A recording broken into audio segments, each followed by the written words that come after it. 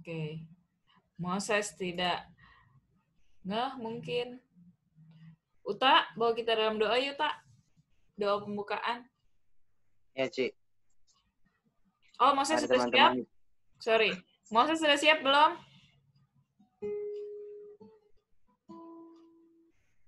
Loh. Ya udah, Uta. Yuk bawa kita dalam doa ya, Tak. Ya, Ci. Mari teman-teman kita bersatu dalam doa. Syukur Tuhan buat kesempatan yang Tuhan berikan kepada kami sore ini, Tuhan. Kami bisa beribadah melalui Zoom, itu semoga berkat-Mu, Tuhan. Sebentar kami akan memulaikan kebaktian kami pada sore hari ini. Kami memberkati kebaktian kami, Tuhan, dari awal sampai akhirnya. Memberkati juga Cecilia yang membawa kami dalam pujian dan penyembahan kami. Terima kasih, Tuhan. Terima kasih. Dalam nama Tuhan Yesus Kristus. Haleluya. Amin. Amin. Oke. Convincer apakah sudah hadir di sini?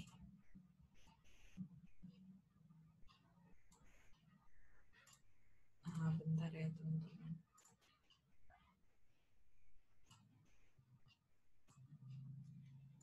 Convincer udah ada belum ya? Belum ya. Oke, halo Raven, apa kabar? Pen? Sehat? Sehat, Ci. Ada siapa lagi nih? Ada Lia. Kalian udah saling follow-followan belum nih? Lia ini apa namanya? Lia malu katanya. Oke, yuk kita mau mulai ibadah kita hari ini. Tadi udah dibuka dengan Uta. Kita mau nyanyi lagu. Ini lagu lama, tapi kita kayaknya baru nyanyiin deh. Yuk, mari kita belajar lagu ini ya. Yang udah dengar, terima kasih.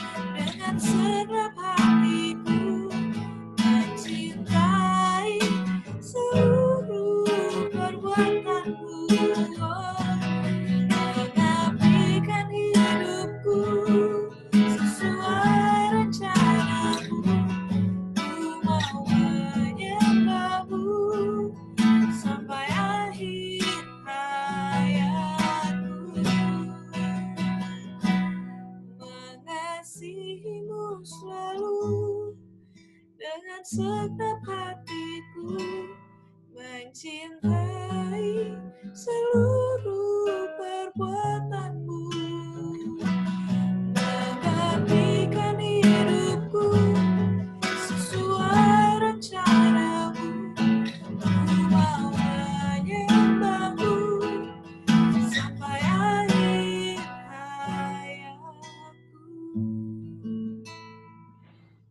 berdoa. Tuhan Yesus, bersyukur sore hari ini kami kembali bersama. Kami telah menaikkan pujian kami. Kerinduan kami ya Tuhan, untuk kami mau setia kepada Tuhan sampai akhir kehidupan kami ya Tuhan. Kami juga ya Tuhan rindu hidup kami sesuai dengan apa yang Tuhan rencanakan, yaitu rencana yang paling indah untuk setiap kami ya Tuhan. Kami siap dengarkan firman Tuhan, Engkau yang menolong kami supaya bisa mendengar, memperhatikan dengan baik, bahkan mengingatnya dan mau melakukannya dalam kehidupan kami Tuhan. Terima kasih ya Tuhan, kami siap dengarkan firman-Mu. Tuhan Yesus juga yang tolong mengampuni setiap kesalahan kami, pelanggaran kami, supaya kami layak untuk mendengarkan firman Tuhan. Makasih ya Tuhan, hanya dalam nama Tuhan Yesus Kristus kami berdoa, haleluya, amin. Oke, Sahat sudah datang, Ivan belum. At, udah mandi belum At? Ci. Ivan ada nggak, Ivan? Van, sini Van. Oh, ada. Van mana, Van? Kan banyak fansnya nih. Oke, Convincer juga udah join. Sip, hari ini tema kita adalah, apa tuh Cilea kasih temanya di situ? Temanya adalah anti kompromi dosa. Sebenarnya harusnya anti kompromi dosa klub. Gokil. Nah, hari ini kita mau belajar tentang apa ya? Hari ini kita mau belajar tentang itu tadi, tentang menanggapi kompromi dosa. Teman-teman ada yang tahu kompromi nggak sih? Kompromi itu kayak, ya nggak apa-apa lah, inilah boleh lah, dikit-dikit gitu. Nah, sebelum kita masuk ke sana, nah ini dia. Oke. Jadi gini nih. Maaf. Teman-teman ada yang pernah ke Kebun Raya Bogor? Jawab dong. Ada yang pernah ke Kebun Raya Bogor nggak? Pernah Ci. Yang cewek pernah, Vel pernah? Pernah, Ci. Ya. Kita kayaknya dulu kalian masih kecil banget deh. Kita pernah ke Kebun Raya Bogor, Kebaktian Padang. Ya, pernah. Iya, pernah. Nggak sih waktu itu? Kata Masih yang berenang sih. Iya ya. Yang berenang. Lupa Cilia. Bukan deh yang berenang. Nah, waktu itu kata mamanya Kanita, aduh ngapain kita jauh-jauh ke sini, cuma ada pohon-pohon. Nah, Kebun Raya Bogor itu, dia tuh nempel sama Istana Presiden yang di Bogor. Waktu itu kita lihat rusa-rusa, kalau kalian ingat. Kayak mungkin itu pertama kali kalian ngeliat rusa. Uta belum ada harusnya. Nah, tapi Uta kayak pernah deh sama Om Lius. Ya gitulah. Terus di Kebun Raya Bogor itu, tuh Cile kasih lihat deh. Aduh, kasihan banget sih kalian nggak pernah ke Kebun Raya Bogor. Bentar ya. Kebun Raya Bogor. Nah, ini nih Kebun Raya Bogor nih guys. Cile udah berhenti share screen ya sih? Bentar ya. Nah, ini Kebun Raya Bogor. Sudah kelihatan? Nah, ini Istana Presiden di situ. Nah, Kebun Raya Bogor itu isinya tuh kayak gini nih, pohon-pohon. Tapi pohon-pohonnya itu dari zamannya penjajahan. Jadi pohonnya tuh bahkan ada yang 100 tahun lebih gitu. Cila lupa deh. Pokoknya pohonnya yang gede-gede. Mana ya contohnya ya? Nih. Ini banyak kan fotonya ini sih Presiden. Tunggu ya. Mana ya? Nih, pohonnya segede-gede gini nih. Malah ada juga nih, pohon tertua. Nih. Segede-gede gini nih pohonnya. Terus nanti orang pada nongkrong-nongkrong nih. Orang pada nongkrong-nongkrong. Kita juga kebaktian Padangnya nih di rumput-rumputan gini nih. Bawa koran. Kayak gini isinya Kebun Raya Bogor. Nah, pohonnya kokoh-kokoh. Bahkan orang tuh bisa berlindung di bawahnya. Santai-santai, makan-makan. Nah, tapi di tahun 2015, Cilia baca beritanya, salah satu pohon di sana itu tumbang. Kalian kebayang nggak sih pohon yang segede-gede gini nih, segini bisa tumbang loh. Serem kan? Nah, kira-kira kenapa tumbangnya? Nah, ini beritanya. Pohon maut di Kebun Raya Bogor diduga lapuk karena dimakan apa? Rayap. Hasil temuan tadi dilihat memang di bagian tengah pohonnya keropos dan banyak rayap. Penyebabnya rayap yang sekecil itu. Bahkan Cile tuh nggak pernah kayaknya ngelihat rayap. Cile cuma pernah lihat kayak pasir-pasir gitu doang. Cile nggak tahu bentuk badannya rayap tuh kayak gimana. Bahkan Cile nggak pernah lihat kepalanya juga. Cile nggak ngerti deh rayap itu kayak gimana. Kalau semut masih ada bentuknya gitu ya. Jadi sekecil itu, oh kayak gini nih ada gambarnya. Nah, nih teman-teman pasti di bangku atau meja sekolah ada kan kayak ginian. Dan itu tuh yang suka kita kopek-kopekin sampai rusak mejanya. Meja kalian besi ya, Cile dulu kayu. Nah, ini rayap. Nah, kalau di Zoom, rayap tuh sekecil ini. Jadi rayap yang sekecil itu bisa menumbangkan pohon yang semana? Segede ini. Ini gede loh pohonnya loh. Rayap yang sekecil itu. Rayap tuh nggak besar, dia nggak kayak gajah. Dia nggak kayak gajah terus nabrakin ke pohon, terus pohonnya tumbang. Enggak, rayap tuh kecil, tapi dia pelan-pelan, biasanya tuh titik-titiknya tuh kecil-kecil.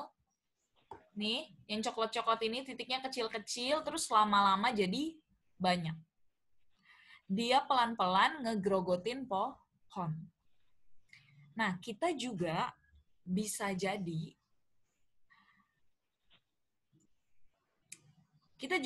jadi sama seperti pohon itu.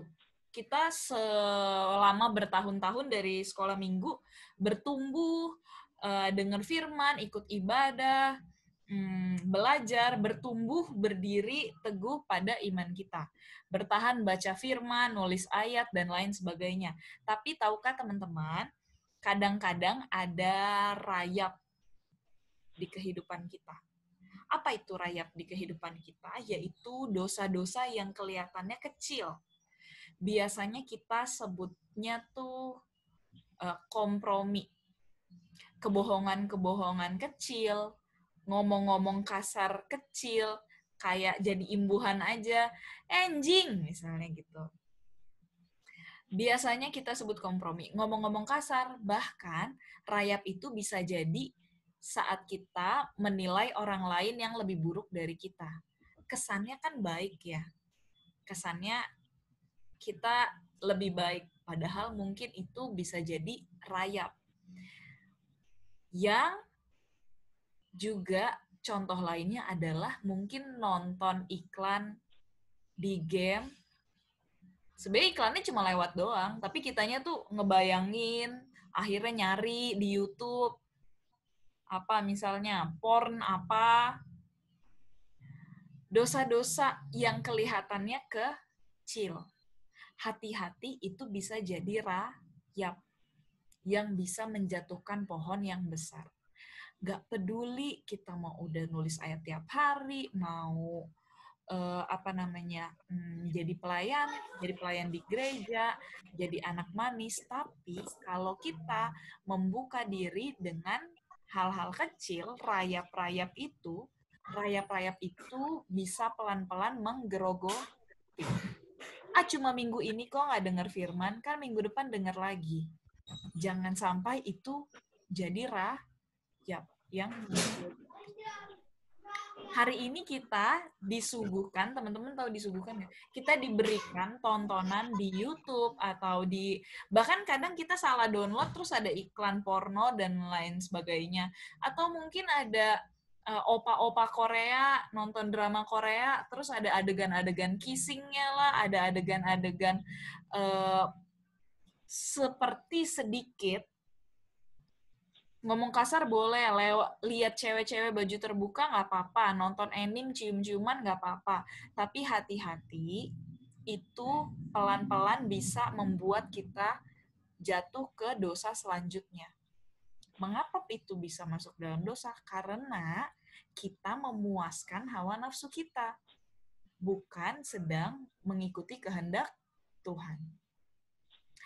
Hari ini teman-teman, rayap-rayap apa sih di kehidupan teman-teman? Nanti kita coba cek bersama ya, apa yang menjadi rayap di kehidupan kita. Nah, kita juga menghadapi rayap ini, kita mau belajar dari sosok yang namanya Timotius. Teman-teman udah sering banget ya dengar tentang Timotius. Timotius itu sama seperti kita. Dia terkenal dengan kemudaannya. Timotius itu anak muda dan dia percaya kepada Tuhan, dan gimana dia menghadapi rayap-rayap di kehidupannya dia. Godaan-godaan yang ada di kehidupannya dia. Nah, kita baca dulu yuk untuk tahu Timotius ini siapa. Coba buka Kisah Rasul 16 ayat 1. Nanti minta tolong di sini sih urutannya Vela. Minta tolong Vela bacakan Kisah Rasul 16 ayat 1.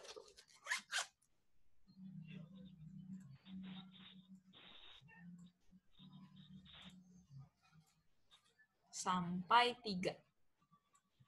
Kisah Rasul pasal 16 ayat 1 sampai 3.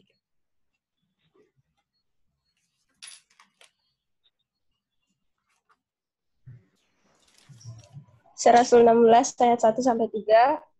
Paulus datang juga ke Derbe dan ke Listra. Di situ ada seorang murid bernama Timotius. Ibunya adalah seorang Yahudi dan telah menjadi percaya, sedangkan ayahnya seorang Yunani. Timotius ini dikenal baik oleh saudara-saudara di Listra dan di Ikonium, dan Paulus mau supaya dia menyertainya dalam perjalanan. Paulus menyuruh menyunatkan dia karena orang-orang Yahudi di daerah itu, sebab setiap orang tahu bahwa bapaknya adalah orang Yunani. Oke, jadi Timotius adalah murid dari siapa? Dari Paulus. Kemudian, di sini juga kita dapat informasi bahwa Timotius itu ibunya orang Yahudi dan percaya kepada Tuhan Yesus, tapi papanya orang apa? Yunani. Jadi orang Israel itu adalah orang Yahudi. Orang Yunani itu dia itu nggak percaya kepada Tuhan. Dia percaya kepada dewa-dewa. Kalau teman-teman pernah dengar perumpamaan-perumpamaan tentang dewa-dewa, selain yang tentang Hindu-Hinduan, itu biasanya dari Yunani. Biasanya ada perumpamaan-perumpamaan Yunani dan lain sebagainya. Biasanya tuh orang Yunani itu memang bukan biasanya, orang Yunani itu memang nggak percaya Tuhan. Mereka percaya kepada dewa-dewa. Dan jahatnya malah ada juga orang Yunani yang penyembah dia tuh sembah dewa-dewa tapi misalnya ngekorbanin orang lah gitu-gitulah, pokoknya itu yang zaman-zaman dulu ya. Nah, jadi Timotius itu papanya nggak percaya sama Tuhan, tapi mamanya percaya dan omanya. Jadi kita belajar bahwa Timotius, walaupun papanya nggak percaya sama Tuhan, Timotius percaya kepada Tuhan. Kita belajar lagi Timotius ini siapa sih? Coba buka lagi Fani 2 Timotius 3 ayat 14.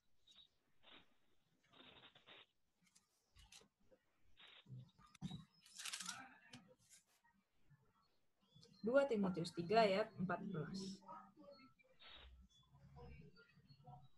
Tetapi hendaklah engkau tetap berpegang pada kebenaran yang telah engkau terima dan kau yakini, dengan selalu mengingat orang yang telah mengajarkannya kepadamu. Ayat 15. Ingatlah juga bahwa dari kecil engkau sudah mengenal kitab suci yang dapat memberi hikmat kepadamu dan menuntut engkau kepada keselamatan oleh iman pada Kristus Yesus. Nah, jadi ini adalah suratnya Paulus kepada Timotius. Dan Paulus bilang apa? Bahwa Timotius dari kecil sudah mengenal kitab suci. Jadi Timotius itu dia dikenalkan oleh mama dan omanya tentang kitab suci dari kecil. Kemudian Timotius bertumbuh jadi remaja, jadi pemuda, dan dia menjadi sahabatnya Paulus yang tadi kita baca. Paulus mengajak Timotius untuk ikut pelayanannya Paulus. Jadi Paulus itu keliling keliling dunia, bisa dibilang keliling dunia untuk memberitakan tentang Tuhan Yesus dan mengajak si Timotius ini. Jadi Timotius masih muda, tapi dia ikut dengan Paulus. Dia adalah muridnya Paulus. Nah, bahkan di usia muda itu, karena dia ikut Paulus, akhirnya misalnya nih kayak Pak Gembala ke Medan, terus Pak Gembala di sana beritain tentang Tuhan Yesus dan ada orang-orang yang percaya.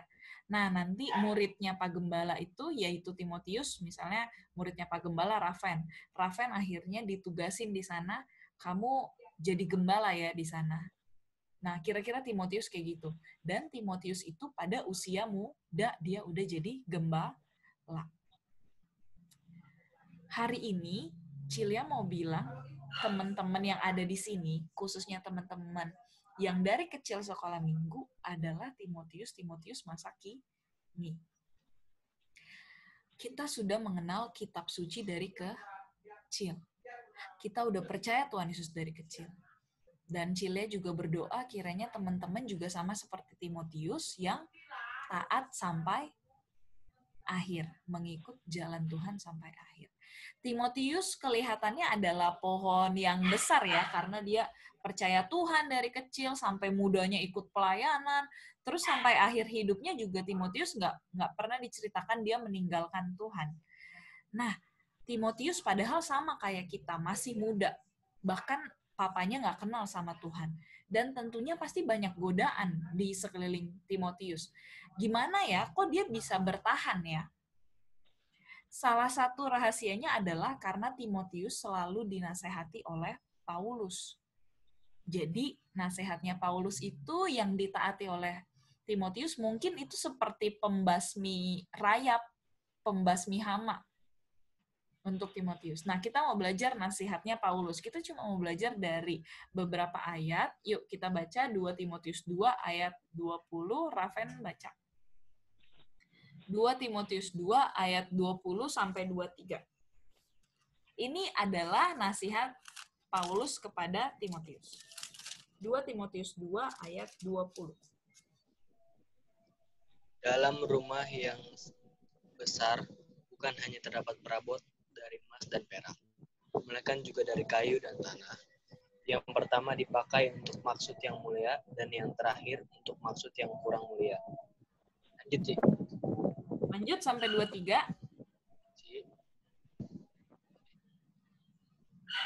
Jika seorang menyucikan dirinya dari hal-hal yang jahat, ia akan menjadi perabot rumah untuk maksud yang mulia. Ia dikuduskan, dipandang layak untuk dipakai tuannya, dan disediakan untuk setiap pekerjaan yang mulia. Oke, sampai Sebab situ itu, dulu. jauhilah nafsu orang muda. Ya, jadi di ayat ini dibilang apa? Ada perabot dari emas dan juga dari kayu dan tanah. Perabot yang dari emas ini ditunjukkan untuk melakukan pekerjaan-pekerjaan yang mulia. Maksudnya dengan kalau yang dari emas itu biasanya yang lebih berharga, bener nggak? Daripada yang dari kayu. Kayaknya kalau jatuh juga nggak masalah ya. Oke, sekarang Convincer baca ayat 22 sampai 24. Convincer baca.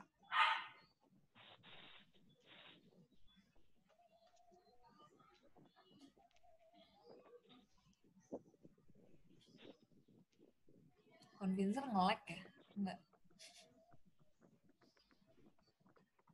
Oke, Sahat aja deh. Sahat, baca deh. Ayat 22 sampai 24. Bukan pinter ya, Ci. Ya, 22 sampai 24. Sebab itu, jauhilah nafsu orang muda, kejarlah keadilan, kesetiaan, kasih dan damai bersama-sama dengan mereka yang berseru kepada Tuhan dengan hati yang murni. Hindarilah soal-soal yang dicari-cari, yang bodoh dan tidak layak. Engkau tahu bahwa soal-soal itu menimbulkan pertengkaran. 24. Sedangkan seorang hamba Tuhan tidak boleh bertengkar, tetapi harus ramah terhadap semua orang. Ia harus cakap mengajar, sabar. Oke, nanti kita baca lagi ayat-ayat yang selanjutnya. Dari nasihat Paulus ini, Paulus kan kasih perumpamaan. Kita bisa belajar dua hal. Berhubungan dengan pohon dan rayap. Yang pertama, kita bisa belajar bahwa rencana Tuhan itu sebenarnya Allah ingin kita hidup sesuai dengan... Kenapa? Suaranya kecil, Ci. Oh ya? Ini udah gede banget. Oke, Cile kencengin.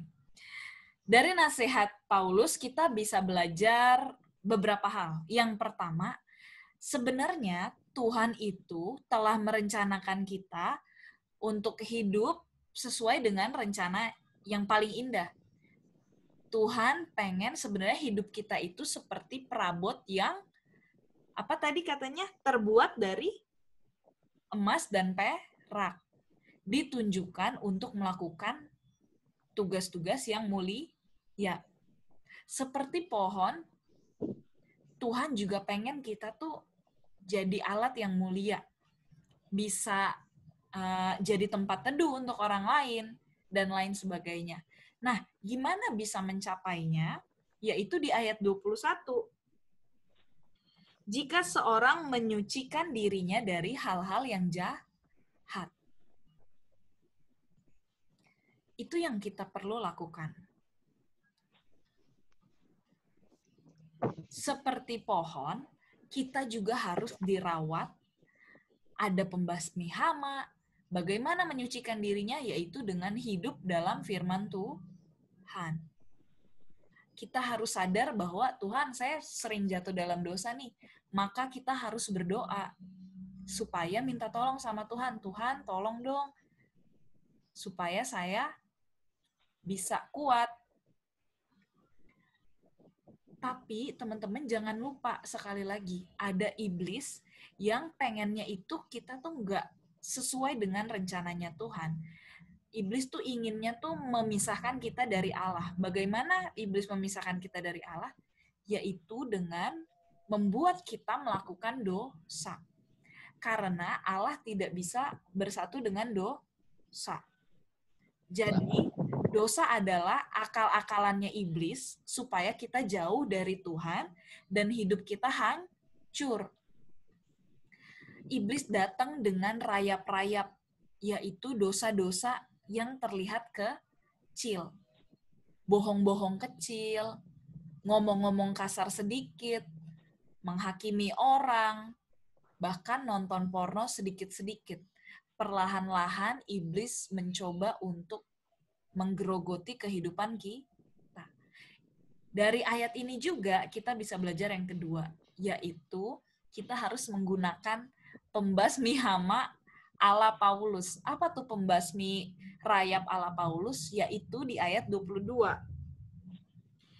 Bagaimana caranya untuk kita membasmi rayap itu, membasmi kompromi-kompromi kecil, dosa-dosa kecil itu, yaitu dengan menjauhi nafsu orang muda. Dengan apa, teman-teman? Menjauhi nafsu orang muda. Ini Cilea share. Di ayat aslinya, menjauhi itu, ditulisnya adalah, kan sebab itu jauhilah nafsu orang muda. Di aslinya ditulis di sini nih, jauhilah nih. Artinya tuh banyak. Ada apa? Lari, melarikan diri, jauhilah, haruslah melarikan diri, hilang lenyap. Jadi menjauhilah itu sama dengan apa? Melarikan diri. Oke. Jadi saat ada dosa-dosa kecil, godaan-godaan kecil yang harus kita lakukan adalah apa? Melarikan diri. Saat ada tontonan yang mungkin gak baik, adalah melarikan diri. Saat ada godaan untuk, tunggu dulu lah, nongkrong dulu bentar, ibadah kan bisa minggu depan lagi. Yang harus kita lakukan adalah apa? Melarikan diri. Bukan artinya supaya gereja kita penuh, enggak sama sekali. Untuk apa sih kita ibadah? Supaya kita mendengar nasihat firman. Karena ingat teman-teman, jangan sampai godaan-godaan kecil itu menggerogoti kehidupan kita. Karena itu adalah akal-akalannya iblis supaya kita jauh dari Tuhan. Kemudian, selain lari, kita juga diajak untuk apa? Tetapi usahakanlah apa? Keadilan. Daripada kita sibuk menghibur diri kita dengan hal-hal yang nggak berkenan di hadapan Tuhan, sibuk dengan memuaskan hawa nafsu kita, tapi malah Paulus mengajak Timotius untuk apa? Pertama, mengusahakan keadilan. Jauh ya. Kita yang godaannya itu adalah melakukan hal yang memuaskan hawa nafsu kita, ngomong kasar dan lain-lain. Tapi Paulus percaya kok kalau kita bersama Tuhan, kita malah bisa melakukan hal-hal yang lebih baik. Di keadilan ini juga sama artinya melakukan kebenaran. Kita diajak untuk melakukan kebenaran. Daripada kita sibuk memikirkan hal-hal jorok, mari kita mulai berpikir, gimana ya saya bisa melakukan kebenaran? Gimana ya saya bisa bantu teman-teman saya? Gimana ya saya bisa lebih efektif belajarnya? Gimana ya saya bisa membantu orang tua saya? Gimana ya saya bisa dapat kerja yang halal, dapat kerja dan ngebanggain orang tua saya, ngebantu keuangan orang tua saya? Itu lebih baik. Daripada kita main TikTok terus, nggak masalah sih main TikTok, tapi kalau misalnya udah mikir-mikirnya, udah cinta-cintaan, hawa nafsu aja, mendingan pikirin hal-hal yang baik. Kebenaran, gimana ya saya bisa jadi kakak yang bertanggung jawab. Kemudian yang kedua, kejarlah kesetiaan kepada Tuhan. Yang ketiga, mengejar kasih kepada sesama. Dan yang terakhir adalah perdamaian. Kita nggak disuruh memanjakan hawa nafsu kita dengan menyalahkan orang lain.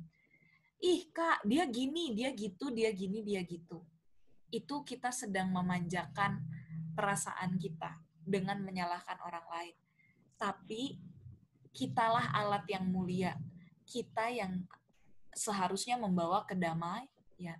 Kalau ada orang yang menyakiti hatimu, ini susah ya, Cile juga belajar. Kalau ada orang yang bikin kesel, hari ini pesan firman Tuhan adalah jangan memanjakan diri kita dengan menyalahkan orang lain. Tapi kitalah yang harus mengusahakan kedamaian. Kita yang mulai bicara dengan baik. Gitu. Hari ini pesan firman Tuhan itu aja, yaitu teman-teman mesti ingat yang pertama adalah dosa kecil itu, kompromi yang kecil adalah seperti rayap-rayap yang menggerogoti kehidupan kita. Iblis mau supaya kita tidak jadi alat yang mulia.